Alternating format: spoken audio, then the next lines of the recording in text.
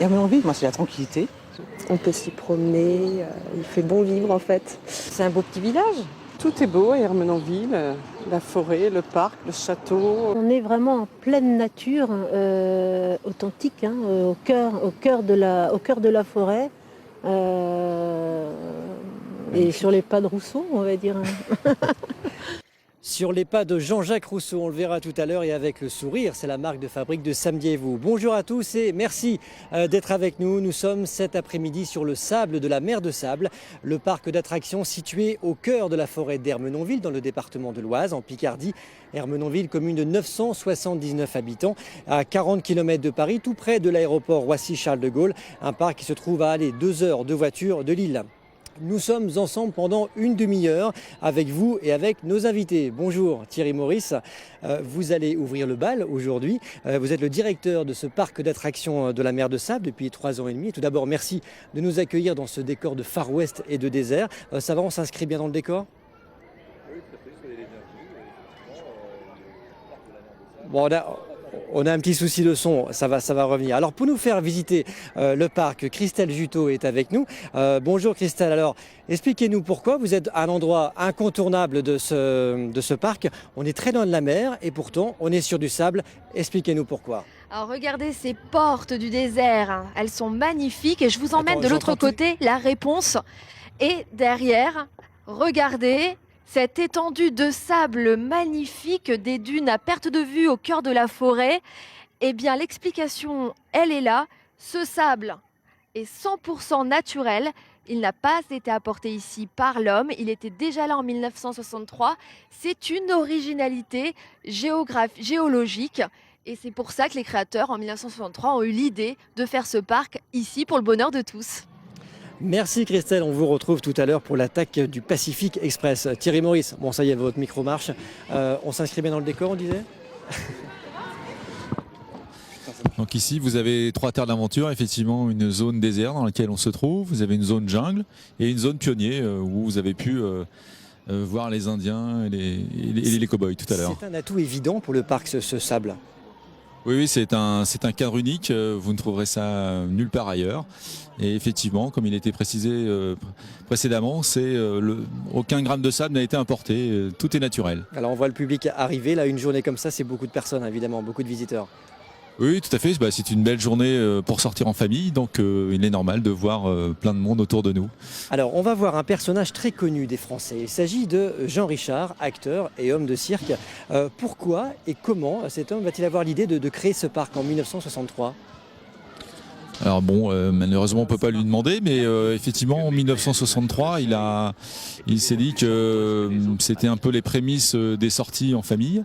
Et alors à l'origine, bon, il n'y avait pas tout ce qu'il y avait aujourd'hui, hein. Il y avait quelques animations, je dirais, mais de fil en aiguille, le parc s'est développé et c'est devenu à proprement dit un parc d'attractions.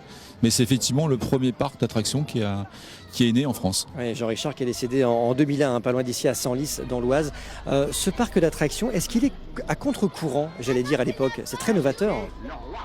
Alors c'était très novateur parce que c'était le premier, puisqu'en France ça n'existait pas, c'était plutôt un produit on va dire qui venait d'outre-Atlantique. Mais après voilà, il y en a d'autres qui ont suivi puisque étant donné qu'il a ouvert le chemin sur le monde du loisir, je dirais, c'est pour ça que maintenant on en trouve un bon nombre en France et ailleurs. Le succès a été immédiat ou c'est venu tout doucement avec l'histoire ? Ça s'est construit au fil des années, hein. Ça n'a pas été immédiat. Il a fallu que l'idée de sortie s'instaure dans l'état d'esprit des gens. Là on voit des images de l'époque, hein. Ça a beaucoup évolué évidemment. Oui, bien évidemment, les produits évoluent entre 1963 et maintenant. Les attentes ne sont pas les mêmes et les techniques ne sont pas les mêmes non plus. Vous, gamin, vous connaissiez ce parc ? Non, puisque je n'étais pas de la région. Voilà.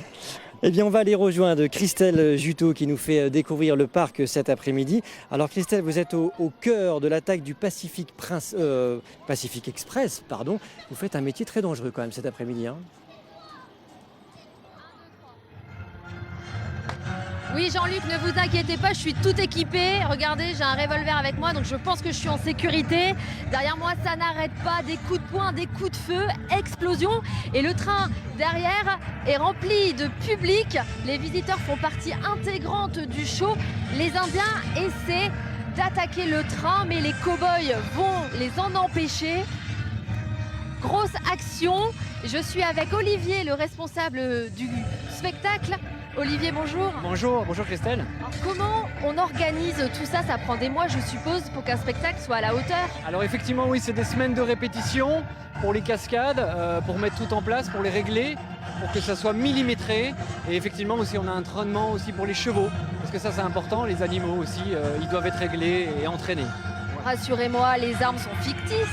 Alors les armes sont factices, les coups de poing, certains coups de poing sont portés, on va dire, tout ce qui se passe au niveau du corps.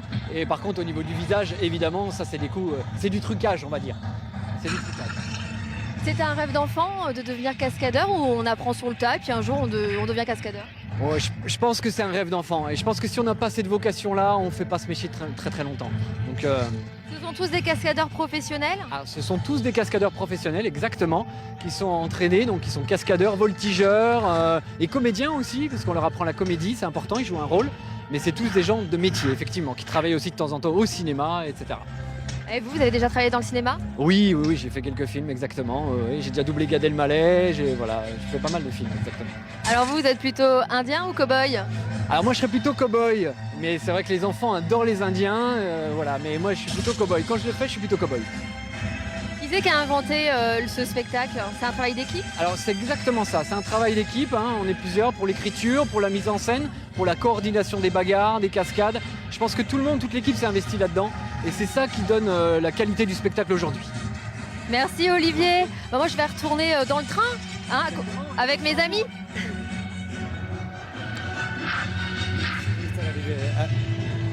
Merci Christelle, allez vous protéger. Thierry Maurice, c'est les cow-boys ou les Indiens qui gagnent à la fin?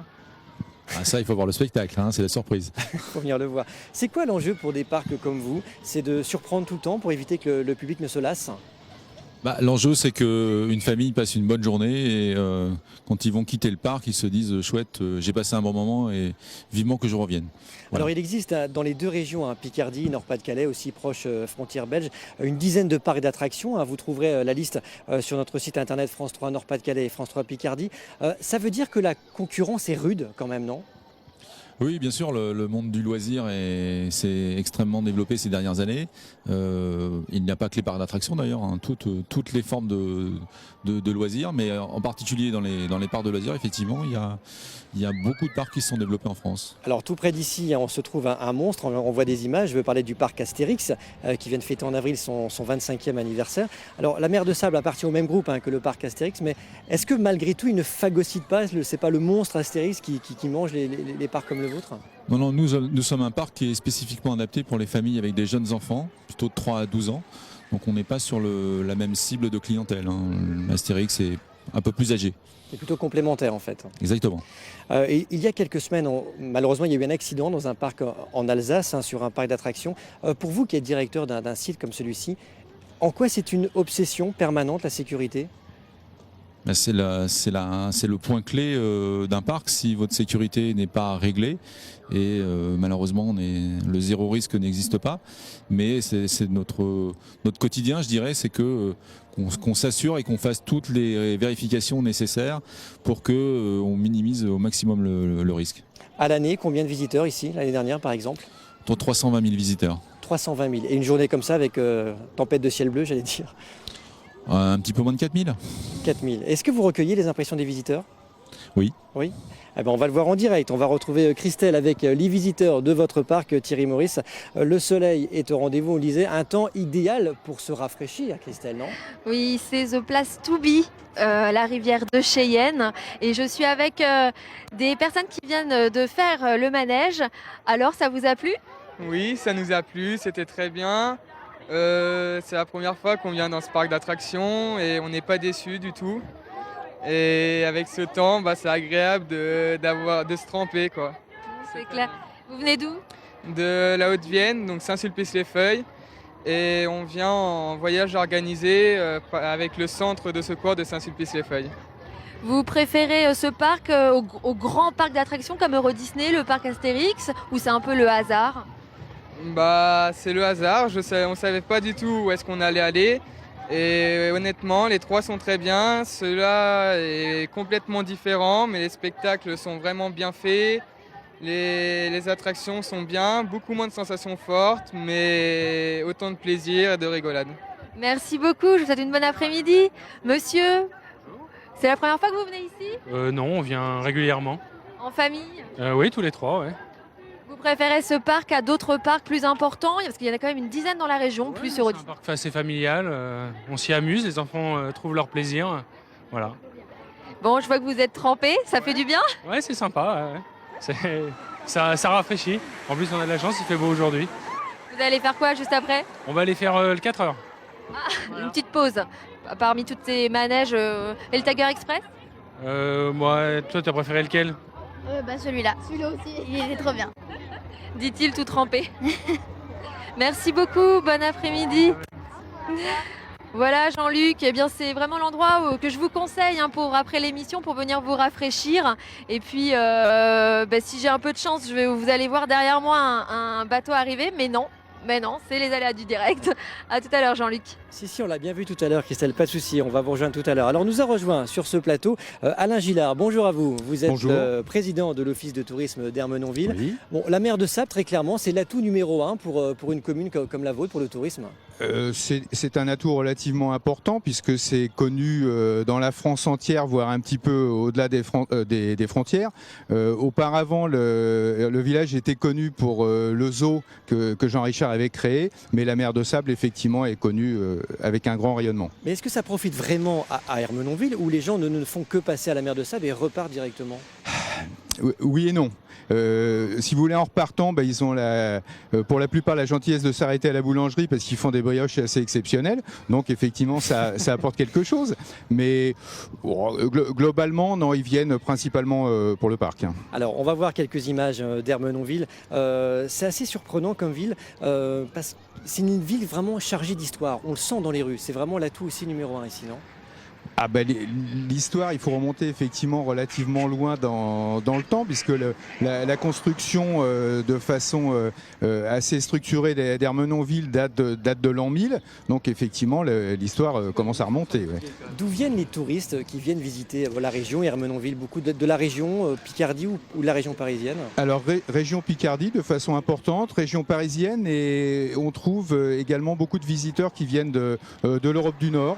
On va trouver des représentants du Benelux, des gens qui viennent d'Allemagne, d'Angleterre, mais Île-de-France majoritairement, oui.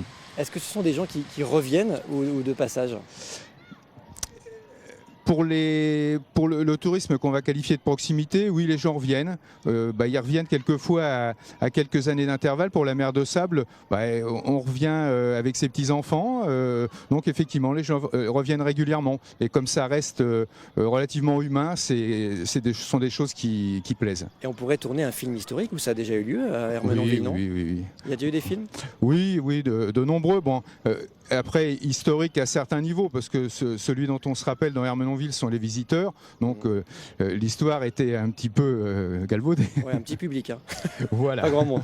Alors cet été, on va voir une image sur la Nuit des Étoiles qui se tiendra en août prochain. C'est devenu un rendez-vous important aussi dans un endroit symbolique de la ville. Oui, parce qu'on a la chance d'avoir plusieurs endroits dans le parc Jean-Jacques Rousseau qui permettent une observation intéressante des étoiles. Et ces dernières années, on a eu la chance d'avoir un temps relativement clément avec un ciel dégagé.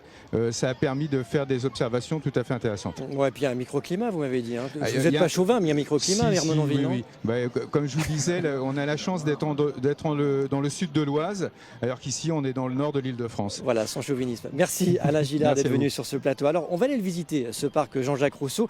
C'est une véritable invitation au voyage, au cœur d'un parc unique en France, à laquelle on vous invite désormais. C'est à quelques kilomètres d'ici. Une vingtaine de milliers de personnes le visitent chaque année. Visite guidée avec ce reportage signé Jean-Marc Vasco, Sébastien Hamon et Valérie Biville.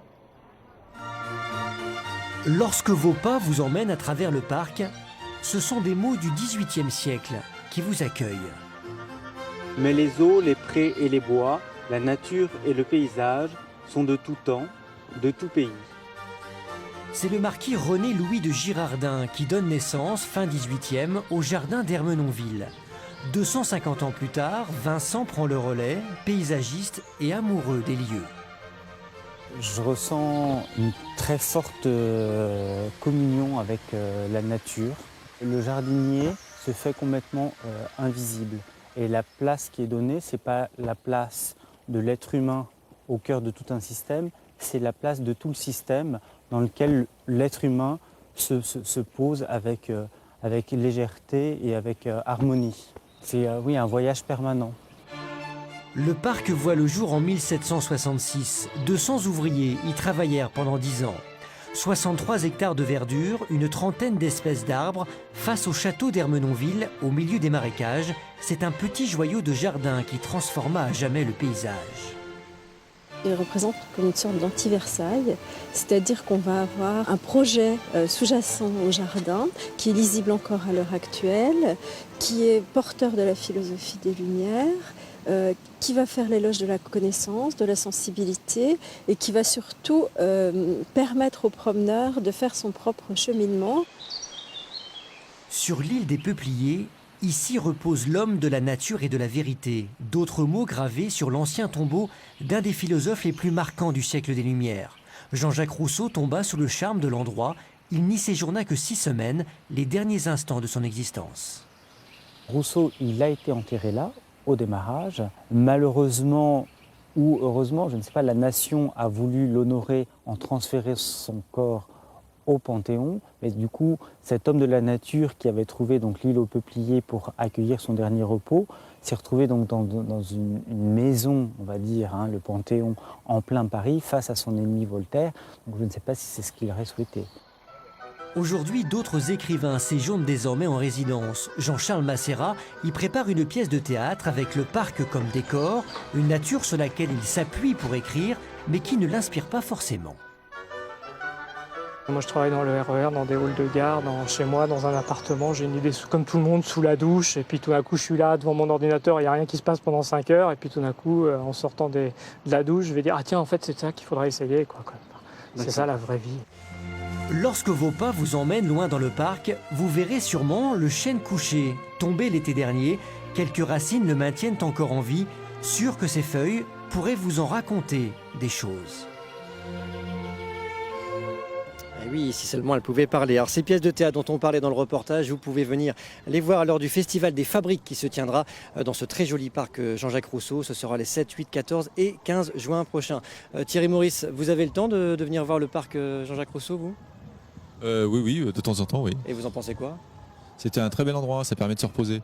Voilà, plein de quiétude. Bonjour Aymar de Virieux, vous êtes l'administrateur de l'abbaye de Chaly. C'est un endroit qu'il ne faut vraiment pas rater quand on vient dans le secteur. On a filmé des images de l'abbaye avec Jean-Marc Vasco cette semaine. En quoi cette abbaye est-elle unique dans la région et même en France ?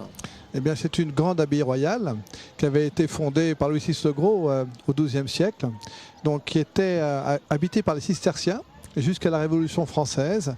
Et après la Révolution, eh bien, ce sont les Jacques Marandré qui ont racheté ces collections, enfin ce château, pardon, et qui ont rassemblé une des plus grandes collections en leur temps. Il y a à peu près 6000 œuvres d'art à l'intérieur de cette abbaye. Et on peut y voir une chapelle magnifique. Alors on y voit une chapelle. Dans le château, il y a 2 collections. Il y a la collection Jacques Marandré et la collection Jean-Jacques Rousseau. Et il y a une chapelle avec des fresques de Primatis, absolument formidable. Et il y a également une roseraie.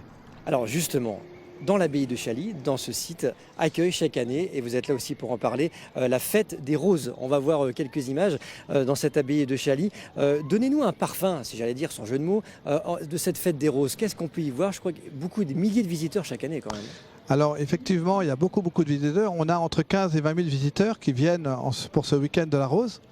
On a 120 exposants ou 130 exposants qui viennent de la France entière, de Belgique et même d'autres pays qui viennent présenter leur savoir-faire au niveau des végétaux et aussi du monde du jardin.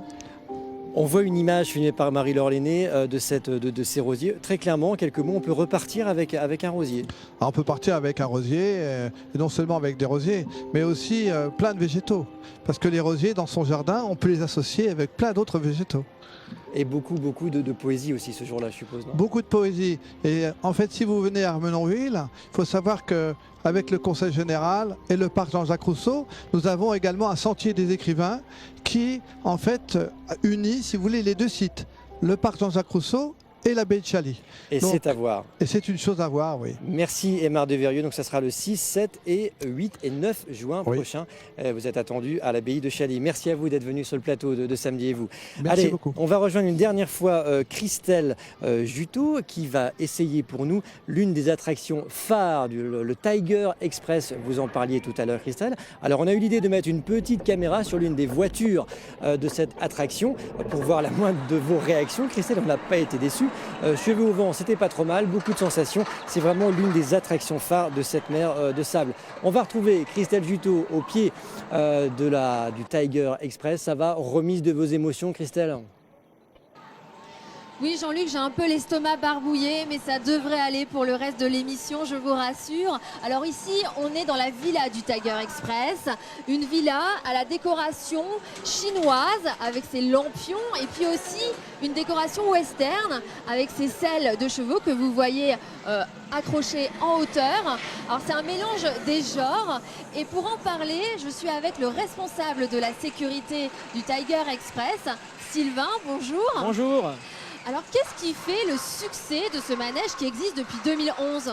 Exactement, il existe depuis donc 2011, c'est sa 4e saison donc à la mer de Sable, donc le Tiger Express existe. Alors évidemment, on a pas mal d'attentes au niveau de l'attraction, donc c'est une attraction accessible des plus jeunes, à partir d'1m20. Voilà. Donc les enfants de quel âge? 3 ans peuvent y participer? En général, c'est 6-7 ans, mais ça va vraiment être à partir d'1m20 et ensuite tout seul à partir de 1m40. D'accord. Alors, moi, j'ai ressenti plein de sensations, surtout dans la grande chute. C'est ça qui fait qu'il y a du succès, c'est d'avoir peur de tomber? Voilà, les gens aiment beaucoup, évidemment, tout ce qui est descente, les virages qui sont serrés. Comme vous pouvez le voir, à chaque fois, les gens qui vont descendre, ils vont souvent, vous les entendez dire, on a l'impression de tomber dans le vide. Donc voilà, c'est vraiment les virages serrés et les descentes, les gens aiment beaucoup. Alors, il y a beaucoup d'attentes. En général, c'est quoi? C'est 1 heure d'attente ou c'est moins? Ça peut dépendre après du temps aussi, donc ça peut vraiment varier. Mais c'est vrai qu'on a, si vous allez jusqu'à la cabane en bas, on a un peu plus d'1 heure d'attente. Ah oui, quand même. Voilà. Et au niveau des mesures de sécurité, à quoi il faut faire très attention quand on monte? Voilà, donc tout ce qui est lunettes, foulard, il faut vraiment faire très attention. Donc niveau foulard, il faut rentrer vraiment les écharpes, foulards, etc. à l'intérieur. Ainsi que, évidemment, les lunettes, il faut les porter sur le visage, c'est mieux. Alors moi, j'ai été prise en photo à la fin, ça plaît aux gens. Hein. Bah oui, vous pouvez voir également comme ils sortent, ils vont tout de suite se diriger à la cabane pour la photo.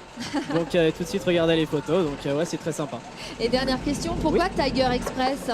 Bah écoutez, Tiger Express, tout simplement pour la vitesse qui est représentative d'un tigre. Voilà. Et il est où le tigre? Il est où? Le tigre il est là-bas, mais les gens ils nous cachent. Merci beaucoup Sylvain, passez une très bonne journée ensoleillée avec ce monde qui est là. Voilà, c'est parfait. Et puis moi, Jean-Luc, je vous dis à la prochaine pour de nouvelles aventures. Et puis je vais me refaire un petit tour de Tiger Express parce que là je suis accro. Au revoir. Merci Christelle, profitez-en. Un dernier mot Thierry Maurice avant de vous quitter. L'été approche, c'est le boom pour vous au niveau touristique et pour la fréquentation ici? Oui, bien sûr. Nous sommes ouverts de avril, les vacances de Pâques jusqu'à fin septembre. Donc évidemment, dès que le soleil brille, nous vous attendons tous. Merci à vous de nous avoir accueillis et d'avoir accueilli nos équipes dans ce parc de la mer de Sable. Merci à vous. Merci à vous de nous avoir suivis et de nous être fidèles. Ce Samedi et vous était réalisé par Frédéric Fiolet, préparé par Marie-Noël Caillou, Juliette François et minuté par Séverine Dragé. Ce soir, 19h, les infos régionales Karine Alaf dans la Picardie et en Nord-Pas-de-Calais, Simon Colaon. On se retrouve quant à nous avec plaisir samedi à 16h15. Nous serons à Cambrai dans le Nord pour un Samedi et vous spécial country et vous verrez, ça promet et ça vaut le détour. Très bel après-midi à vous. À très bientôt.